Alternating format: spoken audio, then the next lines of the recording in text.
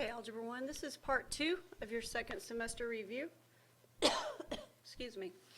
Number 25, solve by graphing. So if you're solving by graphing, you're going to go put this into y equal. And you're going to say x squared plus 7x plus 12. Now there's a couple of things you could do here. Probably the easiest thing is to go to y2 and put a 0, and then do second calc 5, let it draw. Enter, enter, enter, and you have a solution at x equal -3. Remember, it is a quadratic though, and it should have two solutions. So it looks like I'm at the solution kind of over on the right. So let's do this again and find the other solution. So second calc 5, move to the left quite a ways, and then go enter, enter, enter, and you sure enough get another answer. X is equal to -4. Moving to number 26, identify the changes from the parent function. Don't forget this stuff is listed on the wall. Before you do this, everything needs to be on the same side. It needs to have y by itself. So we've got to move this 4. -1/2 x squared plus 4 is equal to to y. Okay, the negative at the beginning is going to make it flip over x. The 1/2 at the beginning is going to be a vertical change. It is a compression because it is smaller than 1. The plus 4 is going to send it up 4. So there's your changes from the parent function. 27 wants you to solve using the quadratic formula. I've given you the quadratic formula. First thing is you've got to have everything on the same side. So it's 5x squared plus 10x minus 15 equals 0. This is your A, this is your B, and this is your C. So when you put this in your formula, -b, so that's going to be -10, means use your b and change the sign. Plus or minus the square root of b squared, so 10 squared, minus 4 times a, which is 5, times c, which is -15. And it's all over 2 times a, which is 5. So you're still going to have -10. Plus or minus the square root of something, and on the bottom 2 times 5 is 10.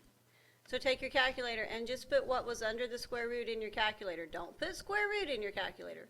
Just take what was under it and put it in there. So we're going to say 10 squared minus 4 times 5 times -15, and we get 400. So 400 goes over here under the square root. So now let's figure out what is the square root of 400 if it's a perfect square.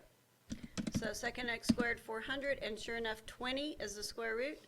So this becomes -10 plus or minus 20 all over 10. You got to get your two answers. You do it once with the plus and once with the minus. Make sure you do the top and press enter before you divide by 10. So we're going to say -10 plus 20. Clear this out. -10 plus 20, enter, divided by 10, and x equal 1 is one of the answers.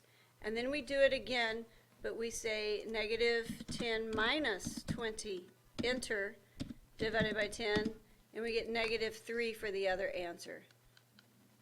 So these are your two answers. Moving to number 28, when you're working with absolute values, this is what we did last week, you got to move this 3 before you can make your two inequalities, and we're going to bring it over and we're going to divide by 3. So the absolute value of x plus 1 is greater than 5.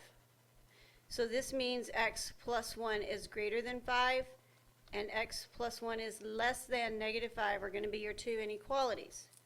Bring your 1 over and subtract it. X is greater than 4. Bring your 1 over and subtract it. X is less than -6, and that's all there is to that one. Last problem here is dealing with your complex numbers. You're going to distribute. This is what we did this week. 3 times 4 is 12. 3 times 5i is plus 15i. Distribute your -2i. -2i times 4 is minus 8i. And -2i times 5i is minus 10i squared. That minus 10i squared actually becomes plus 10.